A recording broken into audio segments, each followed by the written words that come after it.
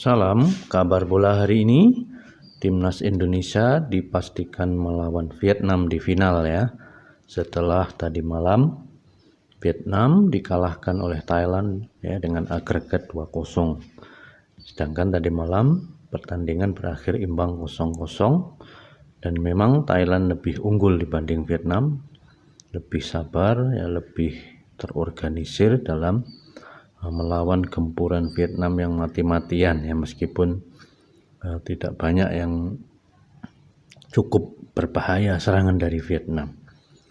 Nah, kita lihat di sebagian besar pemain Vietnam ini pemain senior yang lolos ya ke babak ketiga Piala Dunia 2018 ya, yang seperti posisi Vietnam sekarang, di mana 2016 sebelumnya mereka juara AFF mengalahkan Indonesia. Masih ada Terasil Dangda, Chanatip Songsankrin, kemudian Teraton Bunmatan, Narubadin ya. Beberapa pemain yang udah lama ya dilengkapi pemain naturalisasi ya. Immanuel Bir itu yang botak, itu sangat tinggi dan kuat ya, kokoh dalam bola-bola udara. Jadi ya nanti kita tunggu bagaimana strategi Sintayong ya, karena pemain-pemain ini internasional semua ya. Seperti Chanatip yang pendek ini sampai saat ini masih bermain di Liga Jepang, J-League One ya. Terasil Dangda kita tahu sendiri ya, pernah di Jepang, di Spanyol ya. Kemudian Teraton juga baru dari Liga Jepang. Jadi pemain-pemain yang sangat berpengalaman ya akan diadu dengan pemain Indonesia yang mayoritas minim pengalaman ya. Kita akan melihat ya seperti apa strategi Singapura ya. Indonesia.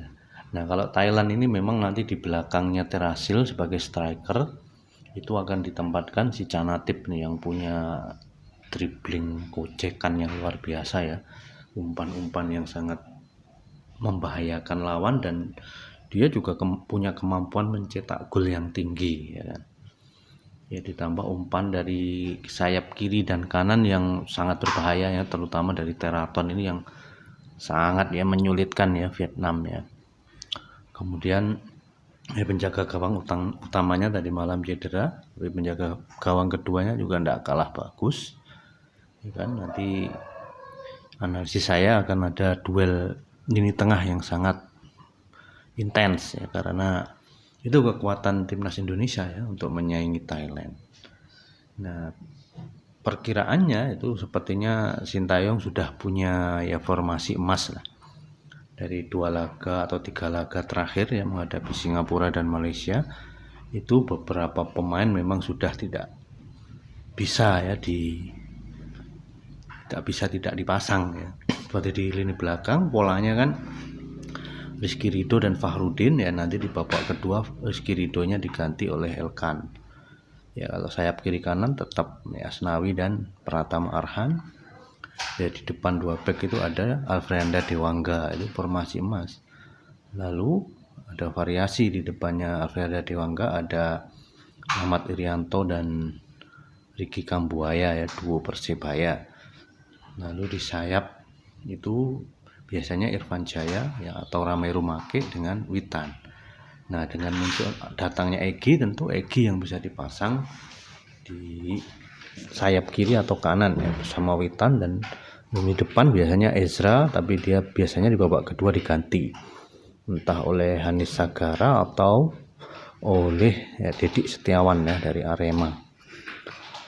Nah, itu perkiraannya, tapi kalau saya melihat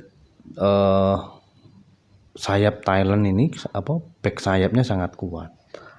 Saya lebih cenderung itu seperti formasi awal lawan Malaysia ya, Witan itu di belakang striker. Jadi 4-2-3-1 ya, sayapnya Egy dan Irfan Jaya ya, atau Egy dan Kambuaya. Ya, dan 2 gelandang pengangkut airnya adalah Rahmat Rianto dan Alfrenda Dewangga. Ya, kalau 4 lini belakang tetap goalkeepernya tetap Nadiu. Ya, karena apa? Karena Narubadin di sayap kanan Vietnam dan Teraton itu tenaga utama ya dalam serangan Vietnam.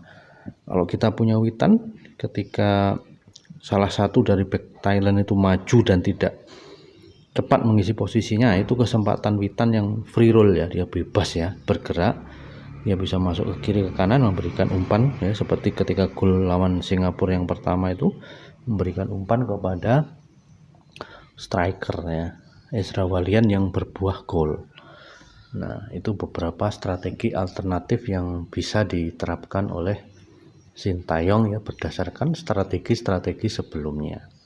Ya, tapi tentu ya semua tim di Piala AFF kali ini ya, menghindari pertarungan speed ya dengan Indonesia ya, karena Indonesia ya memang ini Sintayong bisa memanfaatkan potensi ya sprint jarak pendek timnas yang sangat-sangat cepat ya.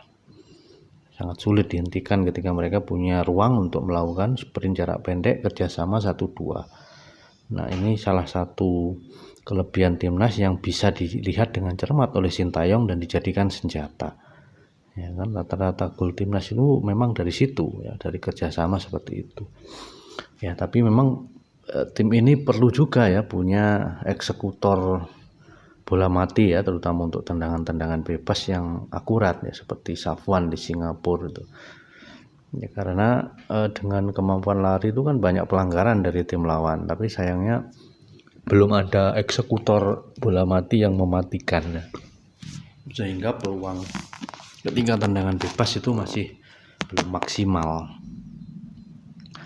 ya. Kemudian ya strategi balik lagi ya, ada Witan, Egy dan Kambuaya ya. Di babak kedua bisa disiapkan Irfan Jaya atau Ramai Rumake untuk menambah daya serang ya. Dan Irfan Jaya kan memang on fire hari sekarang ya, luar biasa pemain PSS Sleman ya. Ala kulihal apapun itu hasilnya ya, kita mendoakan, tidak usah mencela tim lawan, tidak usah menghina tim lawan, karena semuanya ini hanyalah sebuah permainan ya, bukan hidup mati ya. Tapi dari sisi permainan, dari sisi memanfaatkan potensi pemain lokal, kita sudah bisa melihat bagaimana tangan dingin Sintayong, bagaimana luar biasanya dia mengubah strategi dari satu pertandingan ke pertandingan ya, sehingga yang harus disepakati ya, harus dilakukan adalah memberi kontrak jangka panjang ya, kan sudah dikontrak 4 tahun ya. Kalau mau hasilnya maksimal ya 10 tahun lah ya, biar anak-anak muda ini yang 20 tahunan ini, ada yang 19 tahun, itu 10 tahun ke depan ya benar-benar bisa potensinya dimanfaatkan oleh tim nasional ya, untuk berprestasi di dunia sepak bola Asia, bahkan ya sampai nanti kualifikasi Piala Dunia 2026 ya. Dengan itu maka tidak seperti pengalaman-pengalaman sebelumnya ya, gagal Piala AFF pecat ya kan. Nah, maka targetnya Piala AFF terus harus juara AFF, harus juara AFF ya, padahal ini hanya level Asia Tenggara yang tidak ada ranking FIFA-nya, hanya sedikit. Maka harusnya jadikan sasaran antara saja. Sasaran utama sepak bola kita apa? Harus punya target tinggi ya. Yang dekat ini 2023 lolos pra Piala Asia, punya target apa ya? Harus lolos grup ya, atau minimal seperti Vietnam kemarin ya, bisa 8 besar atau bahkan 4 besar dengan tambahan pemain naturalisasi. Nah, itu target besar.